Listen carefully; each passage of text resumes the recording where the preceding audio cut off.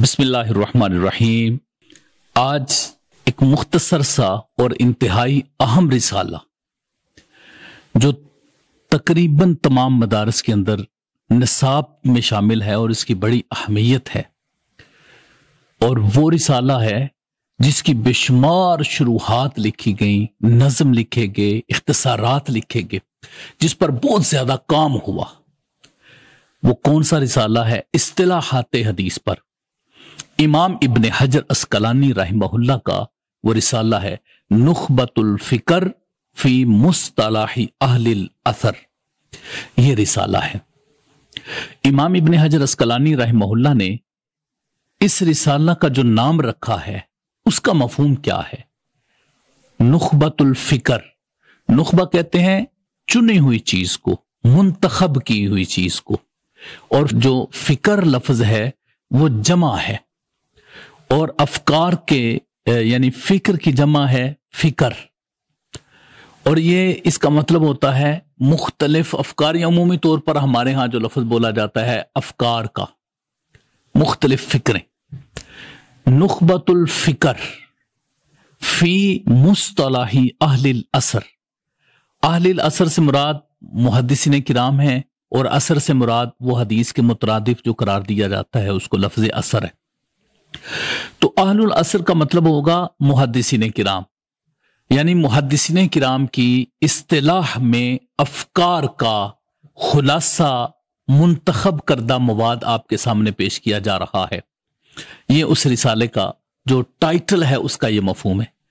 इमाम इब्न हजर अस्कलानी रहमहुल्लाह, आपने ये रिसाला बड़ा ही अजीमुशान और बड़ा ही जबरदस्त रिसाला आपने तहरीर किया है। ये रिसाला अगर हम देखें तो तकरीबन कोई 30 सफ़ात पर मुश्तमिल है, और अगर इसको आम किताबों की शक्ल में कम हुजम के साथ या कम फ़ॉन्ट के साथ अगर इसको रखा जाए तो तकरीबन 10 से 15 सफ़ात पर मुश्तमिल है।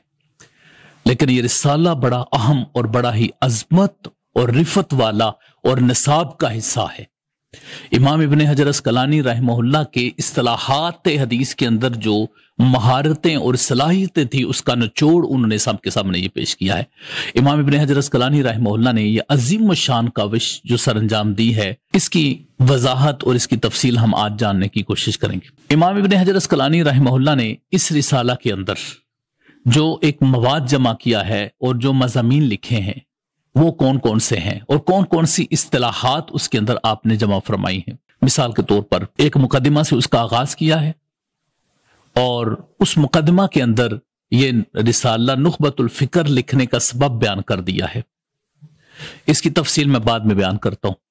सबब बयान कर दिया कि मुझे बात दोस्तों ने कहा था तो मैंने उनके कहने पर यह लिख दिया है। उसके अलावा उसके बाद ये आगाज करते हैं इस रिसाला का लफ्ज खबर से, यानी खबर की आगे दो किस्में करते हैं, खबर मुतवातिर है और खबर अहाद है। फिर उनकी तफसीलात बयान करते हैं, और अहाद की 3 अकसाम जो है मशहूर है, अजीज है, गरीब है, उसको बयान फरमाते हैं। बाद अज़ा आप इसको ले जाते हैं हदीस सही की तरफ, सही लिजाती ही, सही लिगैरी ही, हसन लिजाती, हसन लिगैरी ही, दाइफ, मौदू, मुअल्लल, मुरसल, मौदल वगैरह, और गराबत का माना, फर्द नस्बी, फर्द मुतलक, इसको बयान करते हैं। फिर उसके बाद आगे जाकर इनकी मजीद जो इस्तिलाहात इसके अंदर शामिल होती हैं उनको भी बयान करते हैं। मसला मरफू है, मौकूफ है, मकतू है, उसको भी बयान करते हैं। फिर इसके अलावा जो आम तौर पर इस्तिलाहात इस्तेमाल होती हैं और मुहद्दिसीन किराम उसकी तरफ जाते हैं, मसलन तबकातुर रुवात है, मारिफतुल बुल्दान है, रिवायतुल आबान लबना है, रिवायतुल अकाबिर अनिल असागिर है, ये जो इस्तिलाहात हैं उनको भी बयान फरमाते हैं। इसके अलावा जो हदीस सही और दाइफ की जो अकसाम है, मसलन महफूज है, मुहकम है, मारूफ है, उसको भी बयान करते हैं। शाज है, मुनकर है, उसको भी बयान करते हैं। तो इस तरीके से ये जो इस्तिलाहात हदीस आम तौर पर मारूफ है उनका जिक्र करते हैं। बुनियादी तौर पर ये रिसाला नुखबतुल फिक्र, ये काफ के ऊपर जबर पड़ा जाएगा, नुखबतुल फिक्र, बुनियादी तौर पर ये जो रिसाला है ये इंतहाई मुख्तसर और इख्तिसार है मुकद्दिमा इब्न सलाह का। जिन्होंने मुकद्दिमा इब्न सलाह पढ़ी है और नुखबतुल फिक्र को पढ़ा है अच्छे तरीके से, तो वो समझ जाते हैं कि जो इस्तिलाहात इमाम इब्न सलाह ने मुकदमा के अंदर रखी थी, इमाम इब्न हजर अस्कलानी रहमहुल्लाह ने उनको बिल्कुल इख्तिसार के साथ पेश कर दिया है। अगर ये कुछ उसके अंदर कुछ चंद एक चीजों का इजाफा किया है जो उनसे हट कर है, लेकिन इसको बहुत से लोगों ने मुकदमा इब्न सलाह का इख्तिसार ही कहा है। अब ये मुख्तसर जिसके अंदर चंद सफ़ात पर मुश्तमिल और ये सारी इस्तिलाहात जो आपके सामने बयान की हैं, ये और इनके अलावा और भी इस्तिलाहात इस रिसाला के अंदर उन्होंने प्रो के रख दी हैं। इमाम इब्न हजर अस्कलानी रहमहुल्लाह ने इस रिसाला को जब लिखा तो हर इस्तिलाह को बिल्कुल शॉर्टली, जिस तरह कलमा हसर होता है, यानी बयान किया जाता है कि ये होगा तो वो पहली किस्म होगी, वरना फिर दूसरी होगी, वरना फिर तीसरी होगी, बस इस तरह शॉर्ट उसको लेकर जाते हैं। इमाम इब्न हजर अस्कलानी रहमहुल्लाह का ये रिसाला, जहां पर आप इसके अंदर इस्तिलाहात जिक्र करते हैं, वहां पर उसकी मिसालें जिक्र नहीं करते। मसलन हदीसे मुअल्लल है तो उसकी मिसाल जिक्र नहीं करेंगे, हदीसे सही है तो उसकी मिसाल जिक्र नहीं करेंगे, रिवायतुल अकाबिर अल असागिर है तो उसकी मिसाल जिक्र नहीं करेंगे, शाज है महफूज है उसकी मिसालें जिक्र नहीं करेंगे। तो इनके साथ मिसालें नहीं, क्योंकि वो उसको इख्तिसार की तरफ लेके जाना चाहते। और जो मुख्तसर रिसाले हैं इस्तिलाहात में, उनमें ये पहले नंबर पर जबरदस्त किस्म का रिसाला है। अब नुखबतुल फिक्र जो है, इसके अंदर वो अगर किसी किताब का भी नाम लेते हैं और उसके नाम के टाइटल में अगर 4-5 हरफ आते हैं तो उसमें एक लफ्ज सिर्फ ले लेते हैं। जिस तरह इमाम बकर खतीब बगदादी रहमतुल्लाह किताब है अल-मूज़िहा, सिर्फ उसका इतना जिक्र कर देते हैं, जबकि उसका पूरा नाम जो तफसीली है वो जिक्र नहीं करते और ये भी नहीं बताते कि ये किसने लिखी हुई है, सिर्फ अल-मूज़िहा का लफ्ज। इसी तरह अल-वहदान है, इमाम मुस्लिम की किताब है, तो उसकी तरफ सिर्फ इशारा कर देते हैं अल-वहदान, उसके मुसन्निफ का नाम नहीं जिक्र करते, किताबों का पूरा नाम नहीं जिक्र करते, सिर्फ एक इशारा दे देते हैं। लेकिन जो इस फन के लोग होते हैं वो समझ जाते हैं कि इससे मुराद क्या है। इसी तरह ही वो जिस चीज का जहां कहीं तसनीफ का इशारा करते हैं या कहीं पर सिर्फ ये लिख देते हैं सन्नफू, मुहद्दिसीन इकराम ने इस पर कुतुब तसनीफ की हैं, तो उसका इशारा दे देते। या कहीं पर इख्तिलाफ हो किसी चीज में तो वहां पर सिर्फ खिलाफन का लफ्ज इस्तेमाल कर देते हैं, खिलाफन लिमन ज़अमहु, वो बता देते हैं। तो ज्यादा उसकी तफसील में नहीं जाते क्योंकि मकसूद था इख्तिसार। अब इमाम इब्न हजर अस्कलानी रहमहुल्लाह ने किस तरीके से यह रिसाला लिखा, अगर उसकी चंद एक इबारात पढ़ी जाएं तो मेरे ख्याल में समझना ज्यादा आसान हो जाएगा। अच्छा, यहां पर एक बात मैं अर्ज कर दूं, किसी जगह पर तो उन्होंने कोई भी इस्तिलाह जिक्र किया ना तो शार्ट सा उसकी एक तारीफ कर दी है उसकी शार्ट सी, लेकिन किसी मकाम पर सिर्फ इस्तिलाह का नाम ले लिया है, उसकी तारीफ ही नहीं की, इतना इख्तिसार के साथ। मकसूद सिर्फ ये था कि उसकी तरफ इशारा हो जाए, सिर्फ ये मकसूद था, तो उन्होंने उसकी तरफ इशारा कर दिया। अब आइए जरा इसकी चंद एक इबारात पढ़ के हमें पता चल जाएगा कि वाकई इसका जो उसलूब है वो ये हो सकता है। मसलन आप अपने मुकद्दिमा से आगाज करके अम्मा बाद पर जब जाते हैं तो आप फरमाते हैं फ़इन्न तसानीफा फी इस्तिलाही अहलिल हदीसी कद कसरत व बुसितत वख्तुसिरत। फरमाते हैं कि बहुत ज्यादा तसानीफ इस्तिलाहात हदीस पर लिखी जा चुकी हैं, कोई बिल्कुल मुख्तसर हैं और कोई तवील हैं जिनके मबाहिस ज्यादा है, कुछ इस तरह की। फसालानी बादुल इखवान, तो मेरे बाद दोस्तों ने मुझे ये कहा अन उलखिसा लहुल मुहिम मिन ज़ालिका, कि एक मैं खुलासा लिखूं जो बड़ा ही अहमियत का हामिल हो। फ़अजबतुहु इला सवालिही, तो मैंने उनकी दरखास्त को कबूल कर लिया। रजा अल इंदराज फी ज़ालिका फी तिलकल मसालिक, फरमाते हैं ये उम्मीद करते हुए कि मैं भी इस राह का राही बन जाऊं। ये एक छोटा सा मुकदमा उन्होंने जिक्र कर दिया और उस सबब बयान कर दिया कि मैंने ये रिसाला क्यों लिखा है। फिर उसके बाद आगे जाकर बाकायदा तौर पर खबर की बहस से उसको शुरू करते हैं और फरमाते हैं फ़अक़ूलु, यहां से समझ लें कि रिसाला का आगाज हो गया है। फ़अक़ूलु अल खबरु इम्मा अन यकून लहू तुरुकुम बिला अददिन मुअय्यनिन, या तो उसके खबर वो है कि या तो उसके तुरुक बहुत ज्यादा होंगे लेकिन उनकी तादाद मुतय्यन नहीं होगी। तुरुक से मुराद यहां पर असानीद है, तो फरमाते हैं कि या तो उसकी असानीद इतनी होंगी कि उनको शुमार में नहीं लाया जा सकेगा, औ मा हसरिन, या उनको शुमार में लाया जाएगा फौकल इसनैनी, वो 2 से ज्यादा होंगी, او بہما او بواحد، یا پھر اس کی دو سندیں ہوں گی یا ایک ہوگی۔ اب یہاں پر اگر دیکھا جائے تو انہوں نے ایک حصر کے انداز میں ایک چیز بیان کر دی ہے کہ خبر وہ ہے یا تو اس کے زیادہ طرق ہوں گے لیکن ان کی تعداد متعین نہیں ہوگی، یا پھر تعداد متعین ہوگی لیکن وہ 3 سے اوپر ہوگی یا 2 ہوگی یا 1 ہوگی۔ پھر آگے اس کو تقسیم کرتے ہوئے فرماتے ہیں فالاول والمتواتر، جس کی تعداد متعین نہیں ہوگی وہ متواتر ہوگی۔ وہ متواتر کیا ہے؟ المفید للعلم الیقینی بشروطی، وہ علم یقینی کا فائدہ دیتی ہے اپنی شرائط کے ساتھ، یعنی جو متواتر ہے وہ علم یقینی کا فائدہ دیتی ہے۔ پھر آگے اس کی تقسیم فرماتے ہیں والثانی المشہور وہو المستفید علی رائے، اور دوسری مشہور ہے اور ایک رائے کے مطابق اس کا نام مستفیض ہے۔ والثالث العزیز، اور تیسری عزیز ہے۔ ولیس شرطا للصحیح خلافا لمن زعمہ، اور جن نے کہا کہ ہر حدیث کو لینے کے لیے عزیز کا ہونا ضروری ہے، یعنی 2 سندوں کا، فرمایا ایسا نہیں ہے، صحیح کی شرط میں یہ چیز شامل نہیں ہے، یہ بات ان کے خلاف ہے جن نے اس کا گمان کر لیا۔ پھر فرمایا والرابع والغریب، اور چوتھی غریب ہے۔ وکلھا سوى الاول احاد، اور یہ تمام کی تمام پہلے کے علاوہ خبر واحد ہیں، یعنی پہلی متواتر اور باقی تینوں مشہور، عزیز اور غریب خبر واحد۔ یہاں پر آ کر یہ ان اقسام کی بحث کو سمیٹتے ہیں۔ اس کا مطلب ہے کہ انہوں نے مشہور کا بھی بتا دیا، انہوں نے عزیز کا بھی بتا دیا، غریب کا بھی بتا دیا، متواتر کا بھی بتا دیا، اور اتنے ہی جملوں میں آگے جا کر تھوڑا بہت اس کا وہ مفہوم بیان کرتے ہیں، زیادہ وہ اس کی تفصیل میں نہیں جاتے، بتاتے ہیں کہ خبر واحد میں کوئی مقبول بھی ہے، کوئی مردود بھی ہے، تو راویوں کے احوال کو دیکھ کر اس کے مطابق اس پر حکم لگایا جائے گا۔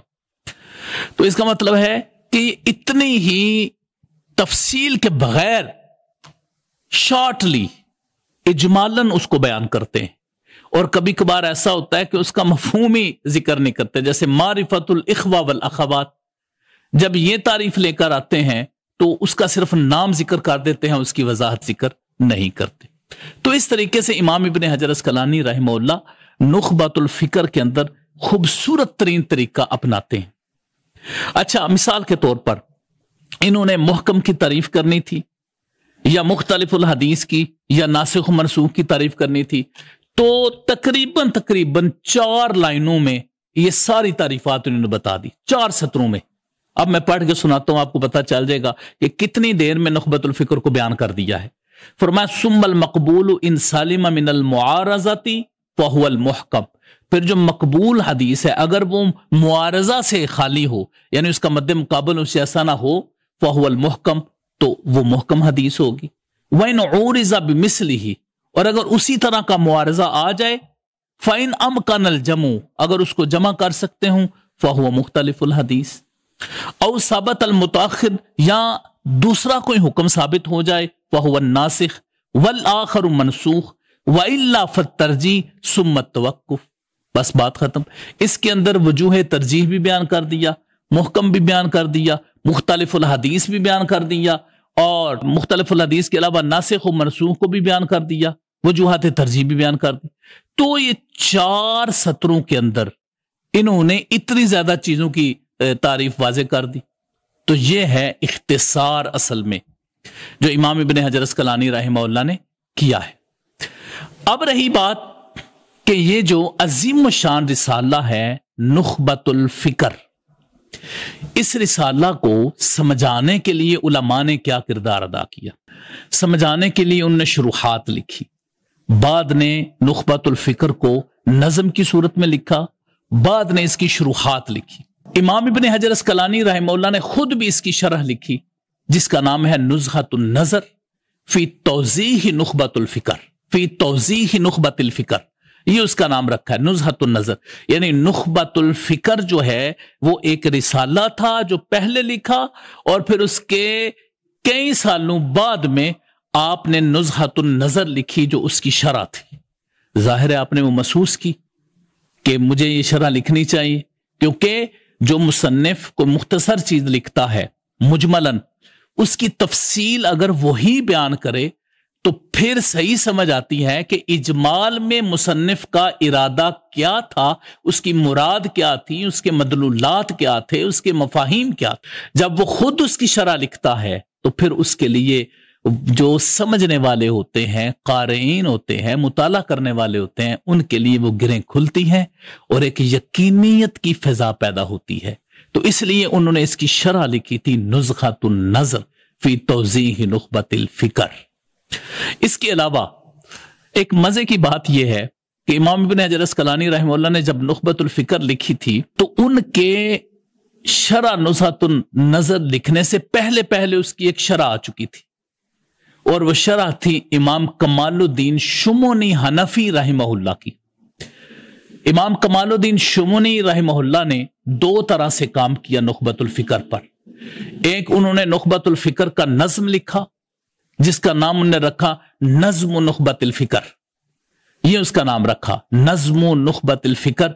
ये इमाम कमालुद्दीन शुमोनी रहमहुल्लाह का मंजूम है। फिर उसके बाद दूसरी उसकी शरह उन्होंने लिखी इसी की नुख़बतुल फ़िक्र मतन की, उन्होंने शरह लिखी नतीजतुन नज़र, नतीजतुन नज़र के नाम से इसकी शरह लिखी। और इसी तरह की एक शरह इसी नाम के साथ मिलती जुलती इमाम इब्न हजर अस्क़लानी रहमतुल्लाह के बेटे अबुल मुआली काजी बदरुद्दीन रहमहुल्लाह, उन्होंने भी इसकी एक शरह लिखी थी अपने वालिद साहब की इस किताब की। तो जो इमाम कमालुद्दीन शुमनी है उन्होंने इमाम इब्न हजर अस्क़लानी की जो शरह है नुज़ख़तुन नज़र उससे पहले इसकी शरह लिखी थी।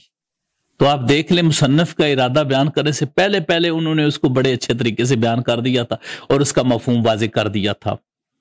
अच्छा, फिर इसके अलावा बाकी भी शख्सियात ने नुख़बतुल फ़िक्र पर काम किया। एक काम है जो नुज़ख़तुन नज़र के ऊपर हुए हैं और एक काम है जो नुख़बतुल फ़िक्र के ऊपर हुए हैं। दोनों पर कई शुरूहात और इख्तिसारात लिखे गए, नुख़बतुल फ़िक्र पर भी और नुज़ख़तुन नज़र पर, दोनों पर काम अलग अलग हुए। तो इनका फर्क एक तालिब इल्म को जरूर रखना चाहिए कि इसके दरमियान क्या फर्क है दोनों के, और दोनों पर जो काम किया गया है वो किस तरीके से किया गया है। तो अब इसकी मजीद मैं आपको बताता हूं कि इनकी शुरूहात और इनके नज़म क्या लिखे गए हैं। नतीजतुल फ़िक्र बिशरह नुख़बतिल फ़िक्र, ये अल्लामा अब्दुर रऊफ़ मुनावी की किताब है नतीजतुल फ़िक्र, जो नुख़बतुल फ़िक्र की शरह है। लक़्तुद दुर्र, ये अल्लामा अदवी की किताब है। मुंतहर रग़बा ले ख़रशी की किताब है। ये जो अल्फाज हैं नुख़बतुल फ़िक्र के उसके हाल में इन्होंने लिखी थी। फिर अत्तार की शरह नुख़बतुल फ़िक्र है। समरातुन नज़र, ये सनानी की किताब है जो नुख़बतुल फ़िक्र के ऊपर लिखी गई है। फिर इसके अलावा जो नज़म की सूरत में लिखी गई वो सिल्कुद्दुरर, सिल्कुद्दुरर के नाम से लिखी गई, ये गज़ी की है और सनानी की है क़सबुन सुकर। ये नज़म है नुख़बतुल फ़िक्र की। अगर कोई मंजूम शक्ल में, अशार की शक्ल में उनको याद करना चाहता है तो ये उनके लिए एक अच्छी किताब है। फिर उसके बाद एक किनानी की है नुज़ख़तुन नज़र फी नज़्म नुख़बतिल फ़िक्र, ये किनानी की है। और इक़्दुद्दुरर, ये फासी की है। बहजतुद्दुरर और दूसरी अद्दुरर फी इल्मिल ख़बर नज़्म नुख़बतिल फ़िक्र अदराई की है। ये इन शख्सियात ने नुख़बतुल फ़िक्र की जो नज़म की सूरत में लिखी थी ये वो शरह है। अल्हम्दुलिल्लाह रब्बिल आलमीन, हमारी भी मतने नुख़बतुल फ़िक्र पर किताब बिल्कुल इशात के करीब है, मुकम्मल हो चुकी है अल्हम्दुलिल्लाह। तुहफ़तुल बशर फी हल्ली मतनी नुख़बतिल फ़िक्र, ये किताब बहुत जल्द हमारी इंशाअल्लाह अज़ीज़ इन्हीं ही दिनों में शाया हो जाएगी तुहफ़तुल बशर के नाम से। और इसमें हमने इस किताब के अंदर अल्फाज का मफ़हूम बताया है और उसके मदलूलात बताए हैं। हर इस्तिलाह की तफसील हमने बयान किया, उसका माना, मफ़हूम, तारीफ, उसकी मिसालें सारी जिक्र कर दी हैं। फिर जो सीगे थे वो भी हमने इसके अंदर जिक्र किए और जो इसका मैप था, नक्शा था नुख़बतुल फ़िक्र का सारा, वो जिक्र किया है। इसकी इबारत पर एराब वगैरह लगाए। यानी एक बंदा अगर नुख़बतुल फ़िक्र को समझना चाहेगा तो हमारी किताब तुहफ़तुल बशर को अगर पढ़ेगा तो बिहम्दिही ताला उसको अच्छे तरीके से समझ सकेगा। नुख़बतुल फ़िक्र इसलिए अहम है कि ये मरजाउल उलमा रही है, इसकी शुरूहात लिखी गई, ये मदारस का निसाब रही, और इसलिए अहम है कि जिस तालिब इल्म ने इस किताब को ज़ुबानी याद कर लिया, मुख्तसर सा रिसाला है, ज़ुबानी याद कर लिया, वो इस्तिलाहात को अपने जहन में मुस्तहज़र कर लेता है और वो इस्तिलाहात का एक नक्शा उसके जहन में महफूज रहता है। ये इमाम इब्न हजर अस्क़लानी की काविश है। अल्लाह रब्बुल इज़्ज़त उनको इस काविश पर बेहतरीन अजर अता फरमाए। आमीन या रब्बल आलमीन। وصلی اللہ علی حبیبہ سیدنا محمد وآلہ وصحبہ اجمعین.